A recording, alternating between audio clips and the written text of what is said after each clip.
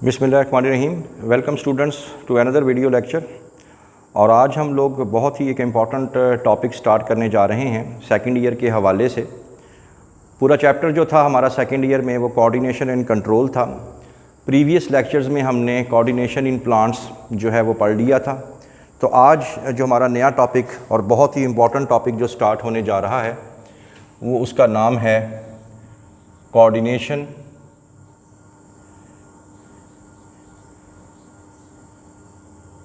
इन animals. तो animals के अंदर कोऑर्डिनेशन जो है वो कैसे होती है, तो इसके अंदर आप लोगों ने सबसे पहले तो ये बता देना है इंट्रोडक्शन के अंदर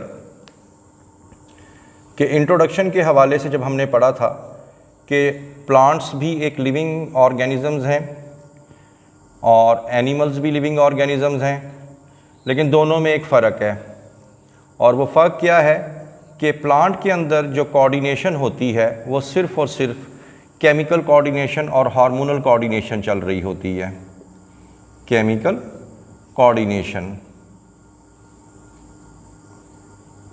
जबकि एनिमल्स एडवांस्ड होते हैं और एनिमल्स के अंदर दो तरह की कोऑर्डिनेशन होती है। एक को हम लोग बोलते हैं नर्वस कोऑर्डिनेशन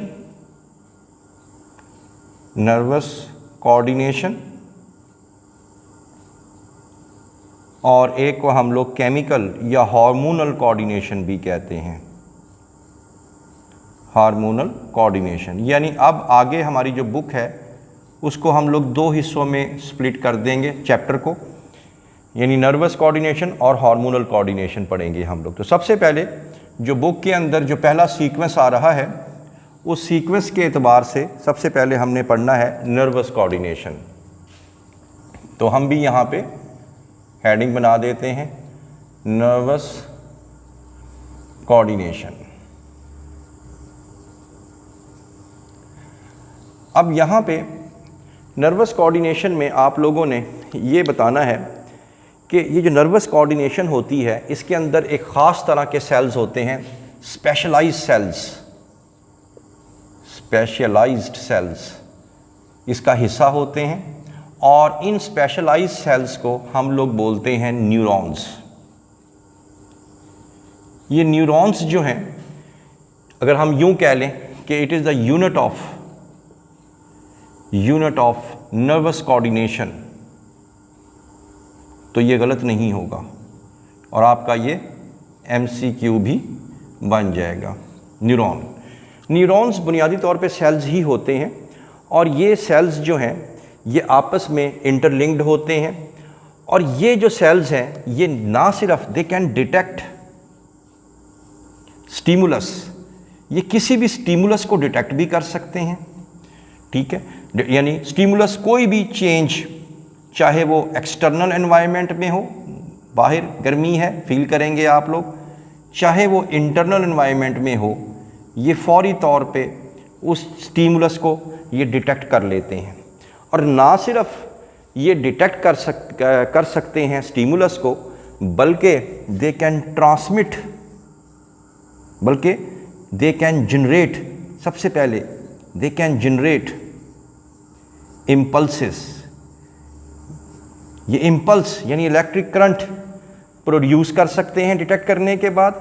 ना सिर्फ इम्पल्स क्रिएट कर सकते हैं या जनरेट कर सकते हैं, बल्कि उसको ट्रांसमिट भी कर सकते हैं, एक जगह से दूसरी जगह ये भेज भी सकते हैं। और होता भी ऐसा ही है कि ये जितने भी न्यूरॉन्स होते हैं, न्यूरॉन्स ये आपस में क्या होते हैं, डायरेक्टली इंटरकनेक्टेड होते हैं, आपस में ये जुड़े हुए होते हैं। और ना सिर्फ आपस में जुड़े होते हैं, बल्कि ये जो हमारे पास सेंट्रल नर्वस सिस्टम है CNS, ठीक है, जिसको हम लोग क्या बोलते हैं, सेंट्रल नर्वस सिस्टम, ये उससे भी अटैच हो सकते हैं या होते हैं। और हमें फौरी तौर पे किसी भी किस्म का जो मुहर्रिक है, किसी किस्म का भी जो स्टिमुलस है, उसके बारे में हमें आगाही मिल जाती है, पता चल जाता है कि क्या बैरूनी या अंदरूनी बॉडी में कोई तब्दीली हुई है हमें फौरी तौर पे अंदाज़ा हो जाएगा। तो ये बहुत ही स्पेशलाइज्ड सेल्स हैं और सारा का सारा जो नर्वस कोऑर्डिनेशन है वो इसकी बेस पे चल रहा है। सबसे पहले इसकी कहानी स्टार्ट कैसे होगी? इसकी कहानी स्टार्ट करने के लिए हमें पाथवे समझना पड़ेगा। पाथवे से मुराद ये है कि ये किस रास्ते से होके जाते हैं। तो सबसे पहले एक छोटी सी डायग्राम बना लेते हैं। सबसे पहले स्टिमुलस आ गया और स्टिमुलस कोई मुहर्रिक हो गया, जैसे कुछ चेंज हो गई। स्टिमुलस जो है ये क्या करेगा, ये हमारे बॉडी में सबसे पहले जो चीज़ मुतासर होती है बैरूनी या अंदरूनी तब्दीली स्टिमुलस, और वो चीज़ होती है रिसेप्टर। तो सबसे पहले रिसेप्टर जो है इसको रिसीव करेगा। रिसेप्टर मैंने रिसीव करना, रिसीव करने वाला, तो रिसेप्टर इसको रिसीव करता होता है। ये पैगाम जो है स्टिमुलस का सबसे पहले रिसेप्टर को पहुंचता है। रिसेप्टर जो है आगे मैसेज फॉरवर्ड करते हैं किसको? सेंसरी न्यूरॉन्स को। जैसे नाम से ही जाहिर है, सेंस करने वाले, ठीक है। यानी पैगाम शुरू कहाँ से हुआ? स्टिमुलस की वजह से। सबसे पहले बॉडी में रिसीव किसने किया? रिसेप्टर ने। रिसेप्टर ने पैगाम किसको दिया? सेंसरी न्यूरॉन्स को। फिर सेंसरी न्यूरॉन जो हैं इसको मैसेज को लेके जाती हैं सेंट्रल नर्वस सिस्टम में। अब सेंट्रल नर्वस सिस्टम जो है, जिसको हम लोग CNS भी बोलते हैं, इंसान की अगर बात करें, इंसान के अंदर सेंट्रल नर्वस सिस्टम जो है उसको हम लोग या तो क्या बोलते हैं? ब्रेन, और या क्या बोलते हैं? Spinal cord. ये हैं जी सेंट्रल नर्वस। अब यहाँ पे क्या चीज़ होती है ऐसी? यहाँ पे भी न्यूरॉन्स ही होते हैं, लेकिन यहाँ पे जो न्यूरॉन्स हैं उनके नाम क्या हैं? इनको हम लोग कहते हैं रिले न्यूरॉन। एक तो ये नाम है जो बुक में दिया हुआ है, एक वह, या इसका एक और नाम है एसोसिएटिव न्यूरॉन, और एक को हम लोग कहते हैं इंटरमीडिएट न्यूरॉन्स। Intermediate neurons. लें जी, ये तीनों चीज़ें जो हैं एक ही हैं। इनको हम रिले न्यूरॉन भी कह सकते हैं, और एसोसिएटिव न्यूरॉन भी कह सकते हैं, और इंटरमीडिएट न्यूरॉन्स भी कह सकते हैं। अब यहाँ पे मैसेज पहुँच गया, ठीक है। कहानी स्टार्ट कहाँ से हुई थी? स्टिमुलस से। मैसेज किसको मिला? रिसेप्टर को। उसके बाद किसको मिला? सेंसरी को। सेंसरी ने किसको दे दिया? सेंट्रल नर्वस सिस्टम में। सेंट्रल नर्वस सिस्टम में या तो रिले न्यूरॉन, एसोसिएटिव न्यूरॉन, या इंटरमीडिएट न्यूरॉन। उसके बाद ये फैसला करते हैं कि क्या करना है आगे, क्योंकि ये हेडक्वार्टर है बेसिकली सेंट्रल नर्वस सिस्टम। उसके बाद मैसेज चला जाता है किसके पास? मोटर न्यूरॉन्स के पास। जब फैसला हो जाए तो फैसला किसको सुनाया जाता है? मोटर न्यूरॉन के पास चला जाता है। और मोटर न्यूरॉन जो हैं ये आगे मैसेज किसको देती हैं? अफेक्टर्स को। अफेक्टर्स जो हैं जिन्होंने रिस्पॉन्स देना होता है, अब याद रख लें, अफेक्टर्स जो हैं या तो मसल हो सकता है, या अफेक्टर क्या हो सकता है? कोई ग्लैंड भी हो सकता है। याद रखिएगा, क्योंकि आगे फिर ये बातें रिपीट होंगी। और इनकी वजह से फिर आगे क्या आता है? रेस्पॉन्स आ जाता है। ये है जी पाथवे, जो कि पूरे चैप्टर में ये चलता है। अगर आप यही यहाँ से समझ लेंगे तो आपको समझना आसान हो जाएगा। मिसाल के तौर पे हमें गर्मी लगी। गर्मी क्या है? स्टिमुलस। सबसे पहले हमारी स्किन ने उसको रिसीव किया। स्किन क्या हो गई? रिसेप्टर। रिसेप्टर ने पैगाम किसको दिया गर्मी का? सेंसरी न्यूरॉन्स को। सेंसरी न्यूरॉन्स ने मैसेज किसको दिया? रिले न्यूरॉन को, या एसोसिएटिव न्यूरॉन्स को, या इंटरमीडिएट न्यूरॉन्स को, ठीक है। तो ये आपने बताना है। और इसके साथ जब ये फैसला कर लेते हैं कि यार गर्मी बढ़ रही है, अब क्या करना चाहिए, तो ये फैसला सुना देते हैं किसको? मोटर न्यूरॉन को। मोटर न्यूरॉन फ़ौरन फैसले को लेके जाती हैं फाइनल डेस्टिनेशन की तरफ, जिसका नाम है अफेक्टर। इस कंडीशन में क्या होगा? ग्लैंड्स जो हैं, जैसे स्वेट ग्लैंड्स हैं हमारे पास, तो स्वेट ग्लैंड्स क्या प्रोड्यूस करेंगे? स्वेट प्रोड्यूस करेंगे। गर्मी का पसीना आएगा और टेम्परेचर कूल डाउन हो जाएगा। तो ये जो हमारा टेम्परेचर, ठीक है, जो कूल डाउन हुआ, ये सारे इस मैकेनिज़्म के ज़रिए हुआ। और ये जो स्वेटिंग हुई है तो ये क्या होगा? ये रिस्पॉन्स होगा। ठीक है ना। तो इस तरीके से आप लोगों ने बता देना है। तो बेसिकली ये जितने भी न्यूरॉन्स होते हैं, सेंसरी न्यूरॉन्स आपस में जुड़े होते हैं, लेकिन ये जुड़े इस तरह होते हैं कि हम आपको बताएंगे आगे कि इनके दरमियान में एक माइक्रोस्कोपिक गैप होता है जिसको हम कहते हैं साइनेप्स। इसकी डिटेल हम आगे जाके बताएंगे। जैसे ये देखें, ये एक न्यूरॉन है, ये न्यूरॉन है, एक न्यूरॉन और दूसरा न्यूरॉन जो है उनके दरमियान में एक गैप होता है। इस गैप को हम लोग क्या कहते हैं, साइनेप्स बोलते हैं। तो इनके ज़रिए मैसेज जो है एक जगह, जैसे बिजली की तारें आपस में जुड़ी होती हैं, तो ये भी आपस में जुड़े होते हैं, लेकिन इनके दरमियान में एक माइक्रोस्कोपिक गैप भी होता है। ये माइक्रोस्कोपिक गैप में ये कैसे मैसेज ट्रांसफ़र करता है ये तो हम बाद में देखेंगे, लेकिन फ़िलहाल आप लोग जो है इसका पाथवे देख लें कि stimulus, receptor, sensory neurons, headquarter, ठीक है। और हेडक्वार्टर में ये तीनों नाम आपको आने चाहिए, क्योंकि बुक में कहीं रिले यूज़ हुआ हुआ है, कहीं एसोसिएटिव यूज़ हुआ हुआ है, कहीं इंटरमीडिएट, तो इंसान कन्फ्यूज़ हो जाता है, पता नहीं ये क्या चीज़ें हैं। ये न्यूरॉन्स ही हैं, ठीक है। और न्यूरॉन्स के बारे में मैंने आपको बता दिया कि न्यूरॉन्स क्या क्या काम कर सकते हैं, कि ये स्पेशलाइज सेल्स होते हैं, ठीक है, और ये जनरेट कर सकते हैं, ये कंडक्ट कर सकते हैं इलेक्ट्रिक करंट को, मैसेज को एक जगह से दूसरी जगह पे भेज सकते हैं। तो ये इसमें आप लोगों ने इंट्रोडक्शन में बता देना है। उसके बाद इसी टॉपिक को आगे कंटिन्यू करते हैं। नेक्स्ट कंटिन्यूएशन में कोऑर्डिनेशन इन एनिमल्स के अंदर ही अब हम लोग इसके देख लेते हैं कि elements of nervous coordination, elements of nervous coordination, यानी नर्वस कोऑर्डिनेशन के अंदर कौन कौन सी चीज़ें शामिल होती हैं। बुनियादी तौर पे आप देख चुके हैं, लेकिन जस्ट हम लोग इसको रिवाइज कर रहे हैं। एलिमेंट्स ऑफ नर्वस सिस्टम के अंदर जैसे मैंने बताया, पहला एलिमेंट है जिसको हम लोगों ने यहाँ पे क्या लिखा हुआ है, रिसेप्टर्स, जो सबसे पहले स्टिमुलस को रिसीव करता है। नंबर 2, उसके बाद मुख्तलिफ किस्म के न्यूरॉन्स हैं, जैसे सेंसरी न्यूरॉन्स हैं, एसोसिएटिव न्यूरॉन्स हैं, मोटर न्यूरॉन्स हैं। तो आप सबको एक ही जर्नल नाम दे दें यहाँ पे, न्यूरॉन्स। और आखिर में जाके नंबर 3 पे आप बता दें अफेक्टर्स। और अफेक्टर्स के बारे में भी आप लोग पढ़ चुके हैं कि अफेक्टर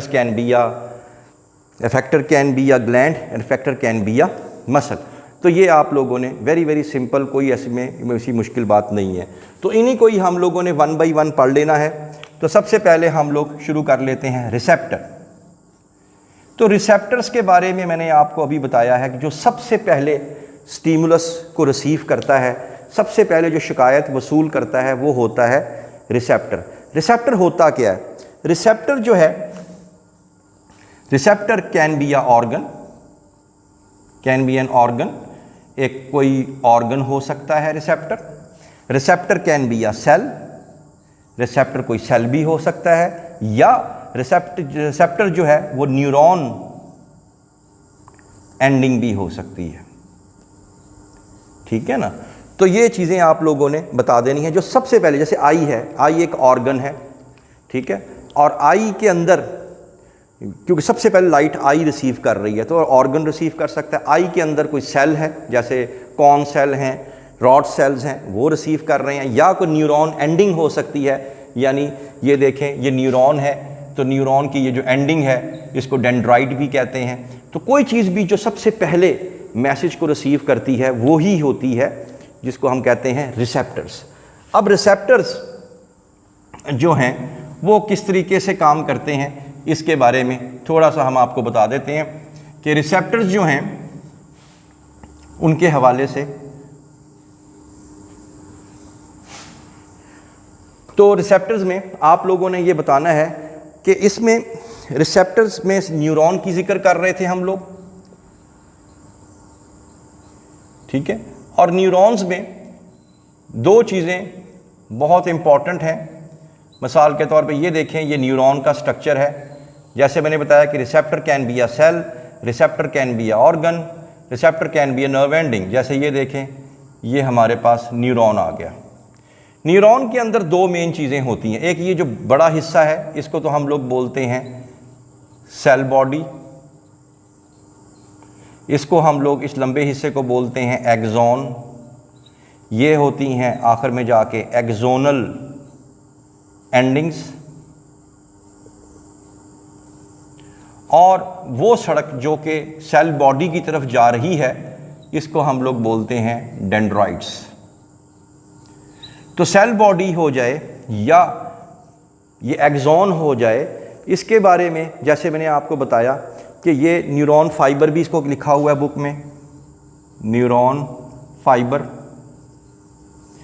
इनके अंदर ये क्वालिटी है कि ये जो फाइबर्स हैं, चाहे डेंड्राइट्स हैं, एक्सॉन्स हैं, सेल बॉडीज़ हैं, ये स्टिमुलस को जज भी कर सकते हैं, रिसीव भी कर सकते हैं, ये इलेक्ट्रिसिटी को जनरेट भी कर सकते हैं जिसको हम इम्पल्स बोल रहे हैं, और ना सिर्फ ये जनरेट कर सकते हैं, ये स्टिमुलस को ना सिर्फ रिसीव कर सकते हैं बल्कि ये इलेक्ट्रिक करंट जनरेट भी कर सकते हैं, और ना सिर्फ जनरेट कर सकते हैं बल्कि एक जगह से दूसरी जगह पे इस करंट को, इस इम्पल्स को ट्रांसफ़र भी कर सकते हैं।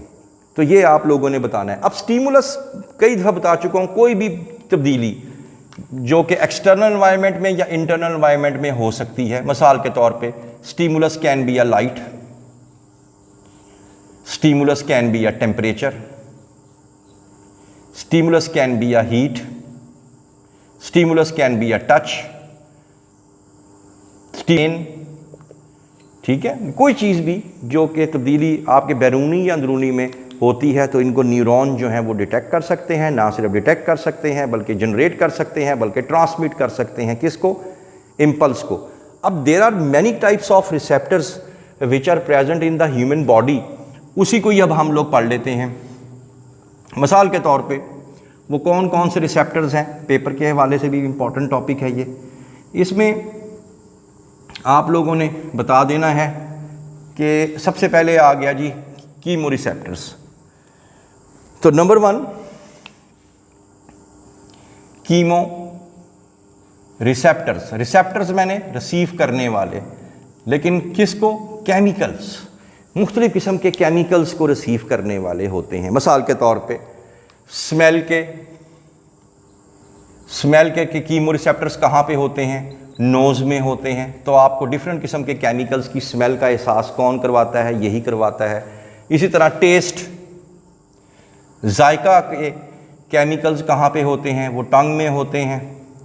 आपको मीठे का, कड़वे का, नमकीन का, ठीक है, ये तमाम जायके ये ज़बान के जो कीमो रिसेप्टर्स हैं वो बताते हैं। अच्छा, कुछ ऐसे रिसेप्टर्स भी होते हैं जो कि ब्लड के अंदर होने वाले, मिसाल के तौर ब्लड में अमाइनो एसिड कितना है, ब्लड में ग्लूकोज लेवल कितना है, ब्लड के अंदर कार्बन डाइऑक्साइड का लेवल कितना है, ब्लड में ऑक्सीजन का लेवल कितना है। जो ये ब्लड के हवाले से जो रिसेप्टर्स होते हैं वो रिसेप्टर्स कहाँ पे होते हैं? वो हाइपोथैलेमस में होते हैं, हाइपोथैलेमस में। ये जब हम ब्रेन पढ़ेंगे तो उसमें आपको बताएंगे। तो ये उसके अंदर मौजूद होते हैं, क्योंकि जब ब्लड उसमें से हाइपोथैलेमस के पास से गुजरता है तो ये उसमें होने वाली तब्दीलियाँ जो हैं उसको ये डिटेक्ट कर लेते हैं। तो ये बेसिकली हाइपोथैलेमस जो है ये फोर ब्रेन का हिस्सा आ जाएगा, ठीक है। तो ये हम आगे जाके पढ़ेंगे। तो ये तमाम के तमाम रिसेप्टर, वो रिसेप्टर्स जो कि केमिकल्स के बारे में आगाही रखते हैं, उनको हम लोग कहते हैं कीमो रिसेप्टर्स। इसके बाद नंबर 2 हमारे पास आ जाते हैं mechano receptors. Mechano receptors mechanical चीज़ों को, किसी भी फिज़िकल चीज़ के बारे में, मिसाल के तौर पे टच, आपके बॉडी के साथ कोई चीज़ आके टच होती है या आप किसी चीज़ को टच करते हैं, ये उस टाइम एक्टिवेट हो जाते हैं। प्रेशर, किसी भी किस्म का दबाव आपकी बॉडी फील करती है, ठीक है, हवा चल रही है, कोई प्रेशर फील हो रहा है या किसी भी चीज़ का प्रेशर है तो वो बॉडी जो है उसको कर लेती है। इसी तरह हेयरिंग, सुनने के हवाले से, हियरिंग में क्या होता है कि जैसे आवाज़ आती है, नॉइस आती है, तो वो आवाज़ की जो लहरें हैं वो कान में जाके ईयर ड्रम को वाइब्रेट करती हैं। मैकेनो हो गई, क्योंकि मैकेनिकल हो गया ये भी उसके हवाले से। इसके साथ साथ एक्विलिब्रियम,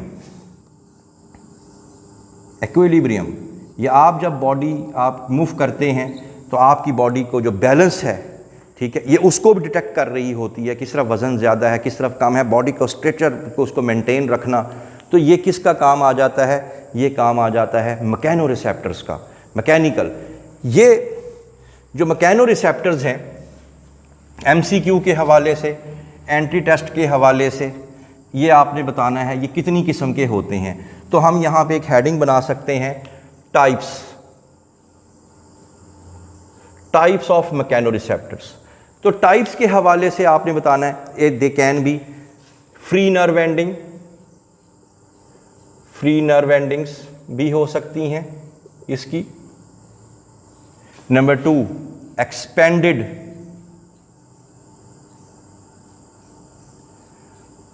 टिप एंडिंग्स भी हो सकती हैं। एंड नंबर 3, एक तो फ्री हो गया, एक उसमें हो गया एक्सपेंडेड टिप एंडिंग हो गई, और तीसरा जो है उसको हम कहते हैं स्ट्रे नर्व एंडिंग्स। अब होता क्या है, ये जो जितने भी एंडिंग्स हैं मैकेनोरिसेप्टर्स है बॉडी में फैले होते हैं। फ्री का मतलब ये हुआ कि इनके ऊपर, जैसे ये देखें, ये स्किन है, ये स्किन का एक पोर्शन बना दिया मैंने, ये जाके इसके ऊपर कोई कवरिंग नहीं होती, ये देखें, ये ऐसे करके फ्रीली एंड हुए होते हैं, इसे कहते हैं फ्री नर्व एंडिंग। लेकिन अगर ये एक्सपैंड हुई हुई हों कुछ ऐसे, तो फिर आप क्या कहेंगे इसको, एक्सपेंडेड टिप एंडिंग। स्ट्रे कहते हैं जिस किसी शख्स को बारे में जो कि रास्ता भूल जाए। तो अगर ये मुख्तलिफ डायरेक्शंस में हों, ऊपर भी हों, नीचे भी हों, बॉडी के डीप भी हों और ऊपर स्किन के ऊपर भी हों, तो फिर उनको हम लोग क्या बोलेंगे, स्ट्रे नर्व एंडिंग्स बोलेंगे। तो हैं ये क्या, ये सारे के सारे मैकेनोरिसेप्टर्स की जो हैं ये इसके अंदर एग्जाम्पल आप लोगों ने बता देनी है। उसके बाद और भी कुछ रिसेप्टर्स हैं बॉडी के अंदर जो कि हम लोग यहाँ पे पढ़ेंगे। इसके बाद आप लोग पढ़ेंगे फोटो रिसेप्टर्स के बारे में। तो फोटो रिसेप्टर्स जो हैं, फोटो रिसेप्टर्स जैसे नाम से ही जाहिर है, फोटो मीन लाइट, ठीक है। तो फोटो रिसेप्टर्स जो लाइट को डिटेक्ट करने के लिए होते हैं, एमसीक्यू में याद रखिएगा, इनको हम लोग इलेक्ट्रो मैग्नेटिक रिसेप्टर्स भी कहते हैं। क्यों? क्योंकि लाइट जो है वो इलेक्ट्रो और मैग्नेटिक फिजिक्स के अंदर बताया गया है इस तरीके से, कभी वेव्स कभी फोटॉन्स, तो ये और मैग्नेटिक फील्ड भी ये क्रिएट करती है। तो इनको हम लोग इलेक्ट्रोमैग्नेटिक फील्ड भी इनको कहते हैं, इलेक्ट्रोमैग्नेटिक रिसेप्टर्स बोलेंगे इनको हम लोग। इसकी एग्जांपल आप बता दें आइस के हवाले से, आंखें ही क्योंकि रोशनी को डिटेक्ट कर रही होती हैं। मुख्तलिफ़ किस्म के आँखों के अंदर एक पर्दा है, उसको बोलते हैं रेटिना, जिसके ऊपर रोशनी गिरती है, और इसके अंदर दो तरह के सेल्स होते हैं, rod cells and cone cells. Cone cells जो हैं ये कलर्स के बारे में आपको इंफॉर्मेशन देते हैं, डिफरेंट कलर्स जो हैं, और रॉड सेल्स जो हैं ये लाइट इंटेंसिटी, रोशनी ज़्यादा है, मध्यम है, तेज़ है, उसके बारे में ये इंफॉर्मेशन देते हैं। तो लिहाजा ये रोशनी के हवाले से हैं, तो लिहाजा ये क्या कहलाएंगे, ये कहलाएंगे फोटो रिसेप्टर्स कहलाएंगे। इसी तरह एक और रिसेप्टर्स होते हैं जिनको हम लोग बोलते हैं थर्मो रिसेप्टर्स। थर्मो रिसेप्टर्स, अब थर्मो रिसेप्टर्स जो हैं, जैसे नाम से ही जाहिर है टेम्परेचर के हवाले से, तो ये आप लोगों को आगाही देते हैं कोल्ड के बारे में, वार्मथ के बारे में, गर्माइश के बारे में। तो ये आप लोगों ने बता देना है, और ये भी बता देना है कि इसकी नर्व एंडिंग, क्योंकि ये एमसीक्यू में पूछी जा सकती हैं, ये फ्री नर्व एंडिंग्स होती हैं, फ्री नर्व एंडिंग्स, यानी इनके ऊपर कोई भी कवरिंग नहीं होती, ये फ्री नर्व एंडिंग्स होती हैं। यहाँ पे आप लोग देख सकते हैं, तो ये इसमें आ जाएगा। उसके बाद कॉन्टिन्यूएशन में ही रहेंगे हम लोग, और एक और रिसेप्टर भी है जिसको हम लोग बोलते हैं नोसिसेप्टर्स, ठीक है। नोसी मीन पेन। तो नोसिसेप्टर्स ये आप लोगों को फीलिंग देते हैं किसकी, पेन की। किसी भी किस्म की बॉडी जो पेन फील करती है वो नोसिसेप्टर्स की वजह से करती है, ये आपने एमसीक्यू में बता देना है। और एंड में जाके इसकी जो न्यूरॉन एंडिंग्स होती हैं वो अनडिफरेंशिएटेड होती हैं, अनडिफरेंशिएटेड, यानी आप किसी एक में इसको तमीज़ नहीं कर सकते कि भाई ये स्ट्रे हैं या ये किसी भी किस्म की हो सकती हैं। और ये नोसिसेप्टर्स डिफरेंट किस्म के, क्योंकि अनडिफरेंशिएटेड ये इस वजह से होती हैं क्योंकि डिफरेंट किस्म की ये पेन्स को रिसीव कर सकती हैं। हीट लगी आपको, वो भी एक पेन है। इलेक्ट्रिक शॉक लगा आपको, वो भी एक किस्म की पेन है। बहुत ज़्यादा सर्दी हो गई, उसमें भी आपको पेन फील, या किसी किस्म का आप ट्रॉमा हो गया, चोट लग गई, वो भी एक किस्म की पेन है। तो ये डिफरेंट किस्म के हो सकते हैं, लिहाजा इसको हम लोग कहते हैं अनडिफरेंशिएटेड एंडिंग्स। तो ये आपने बता देना है। अब थोड़ा सा टॉपिक को दूसरी साइड पे लेके जाते हैं कि ये जितने भी एहसासात हैं, मिसाल के तौर पे कौन कौन से एहसासात, ये पेन का एहसास, ये लाइट का एहसास, ये टच का एहसास, ये केमिकल का एहसास, ये देखने का या रोशनी का एहसास, ये जितने भी एहसासात हैं जो आपकी बॉडी फील करती है, इनको हम लोग बोलते हैं मॉडलिटीज़ ऑफ सेंसेशन।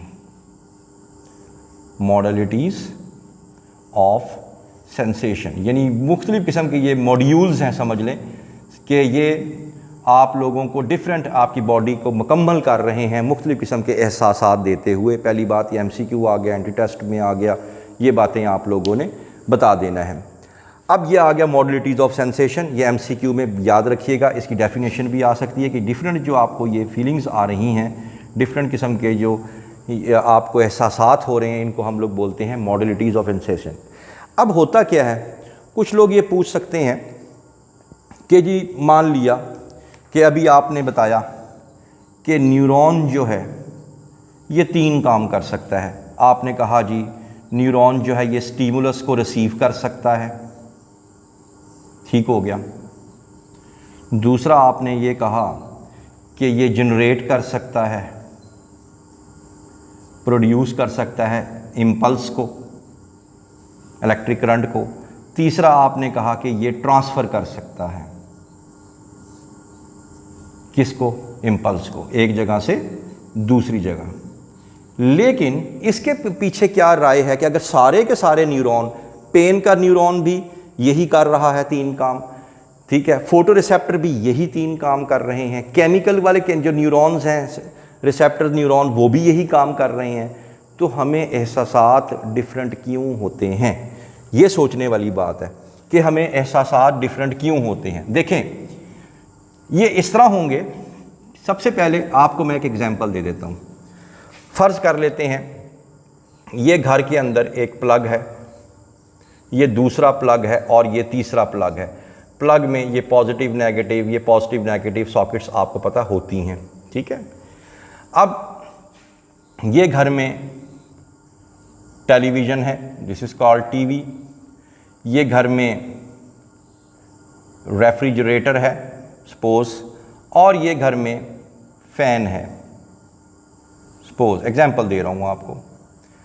अब बेसिकली हो क्या रहा है, हो यह रहा है कि प्लग में से बिजली जो है, इलेक्ट्रिक करंट जो है वो जा रहा है इसके अंदर। अब होगा क्या कि जब इसको प्लग इन करेंगे टीवी ऑन हो जाएगा, आप देखना शुरू कर देंगे।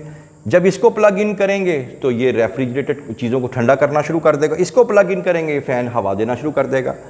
अब देखा जाए तीनों जो है भेज क्या रहे हैं, इलेक्ट्रिक करंट दे रहे हैं, लेकिन उनके रिजल्ट्स जो हैं वो क्या आ रहे हैं, डिफरेंट आ रहे हैं। इसी तरह अब अगर आप लोग क्या करें कि अगर इस बिजली की तार को यहाँ से तोड़ें, इस बिजली की तार को यहाँ से तोड़ें, इस बिजली की तार को आप फ्रिज के साथ जोड़ दें, अब इस बिजली की तार को आप लोग टीवी के साथ जोड़ दें। अब क्या होगा, इस सॉकेट से पहले टीवी चल रहा था, लेकिन अब क्या चलना शुरू हो जाएगा, अब टीवी नहीं चलेगा, अब कूलिंग होगी।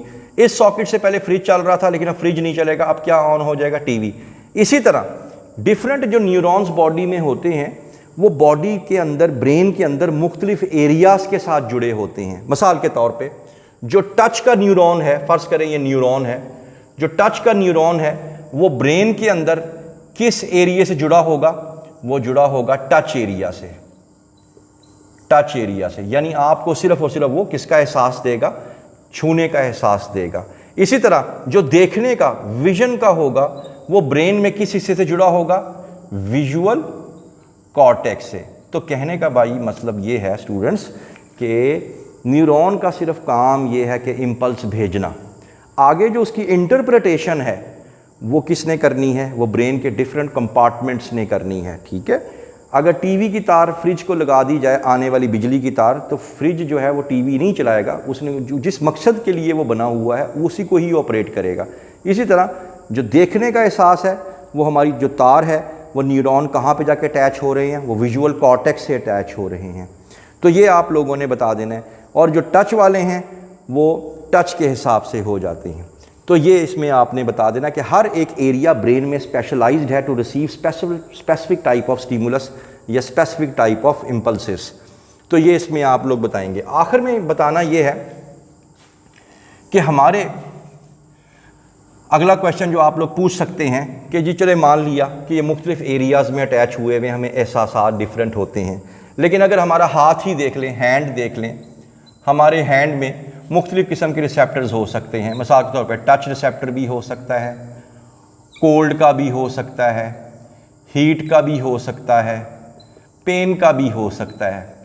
तो हमारे हाथों को कैसे पता चल जाता है कि ये रिसेप्टर किस चीज़ के? तो आपने ये बताना है कि every receptor, every neuron is specialised for receiving specific type of stimulus. मिसाल के तौर पे हाथ पे गरम गरम चाय गिर जाएगी तो बाकी जो हैं वो रिसीव करेंगे इसको, जैसे हीट है तो वो फ़ौरन क्या हो जाएगा, ये ऑन हो जाएगा।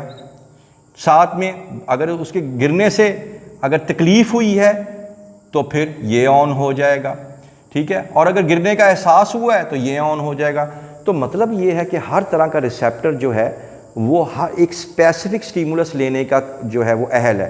हाथों को आप लोग आप अंधेरे में रहें, हाथों को बाहर निकाल दें, यहाँ पे वो रिसेप्टर नहीं है जो लाइट को रिसीव कर सकें, तो वो रिसीव नहीं करेंगे। ऐसा ही है, आँखों को आप जितना मर्ज़ी सुनाना शुरू कर दें वो सुनाई नहीं, उसको सुनेगा नहीं, क्योंकि यहाँ के जो रिसेप्टर हैं वो सिर्फ देखने के लिए होते हैं। कानों के जो रिसेप्टर्स हैं वो सिर्फ सुनने के लिए। इसी तरह हर रिसेप्टर जो बॉडी के अंदर होता है वो अपना अपना स्टिमुलस रिसीव कर रहा होता है। ये नहीं होता कि सारे के सारे ही रिसेप्टर्स एक्टिवेट हो जाएं। जैसे पानी गिरा, नॉर्मल बॉडी टेम्परेचर या नॉर्मल जो रूम टेम्परेचर वाला पानी गिरा, आपको क्या एहसास होगा? आपको टच का एहसास होगा कि something is falling on my hand, लेकिन आपको पेन का एहसास नहीं होगा। ठीक है, क्यों? क्योंकि वो एक्टिवेट नहीं हुए। तो इस लिहाज से आप लोगों ने ये टॉपिक जो है वो कंप्लीट कर लेना है, और आखिर में जाके एक बॉक्स को भी कर लेते हैं। ये रिसेप्टर्स इतने इम्पॉर्टेंट हैं कि हर वक्त ये जाग रहे होते हैं और आपको कोई ना कोई आगाही दे रहे होते हैं। मिसाल के तौर पे हंगर के बारे में, आपकी बॉडी के अंदर अगर हो जाएगा तो पेरिस्टाल्सिस स्टार्ट हो जाती है, स्ट्रेच शुरू हो जाती है। ठीक है, तो आपको भूख का एहसास होगा। इसी तरह जो टेट्रापोड्स होते हैं, 4 टांगों वाले, ठीक है, टेट्रापोड्स, इवन ह्यूमन भी इसी में आ जाता है। अब इनमें क्या है, इनके अंदर एक जो हार्ट से एओर्टा निकलती है, ब्लड सप्लाई करती है पूरी बॉडी को, और एओर्टा से क्या एक और वेसल निकलती है जिसको कहते हैं कैरोटिड आर्च। कैरोटिड, ये जो आप गर्दन में जाती है और ब्रेन को जो है ब्लड सप्लाई देती है। इनके अंदर कौन से रिसेप्टर्स होते हैं? Stretch receptors. Stretch receptor, stretch का मतलब खींचने वाले, स्ट्रेच का मतलब है सुकड़ने वाले। जब ये हर वक्त मॉनिटर कर रहे होते हैं ब्लड प्रेशर को, अगर ब्लड प्रेशर कम हो जाएगा तो ये स्ट्रेच रिसेप्टर जो हैं वो ब्लड वेसल को छोटा कर देंगे ताकि ब्लड प्रेशर रेज हो जाए, और अगर ब्लड प्रेशर रेज हो जाएगा तो ये थोड़े से रिलैक्स कर जाते हैं ताकि ब्लड प्रेशर डाउन हो जाए। तो ये भी रिसेप्टर्स हैं जो कि ब्लड प्रेशर को, हम यहाँ लिख देते हैं, ये किसको? ब्लड प्रेशर को मेंटेन कर रहे होते हैं। इसी तरह के स्ट्रेच रिसेप्टर्स फिश के अंदर भी होते हैं। ठीक है, और फिश के अंदर हम लोग उनको ब्रैकियल वेसल्स बोलते हैं। ब्रैकियल वेसल्स क्या होती हैं फिश के अंदर? जो कि एओर्टा या उनके हार्ट से निकलती हैं।